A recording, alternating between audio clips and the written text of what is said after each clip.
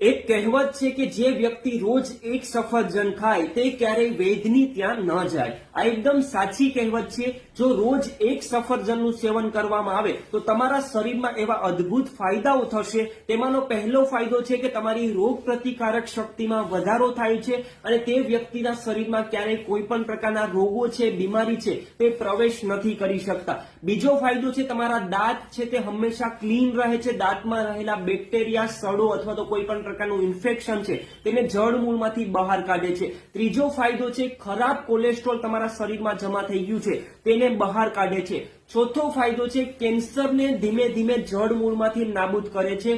પાંચમો ફાયદો છે તમારું હૃદય હંમેશા સ્વસ્થ રાખે છે.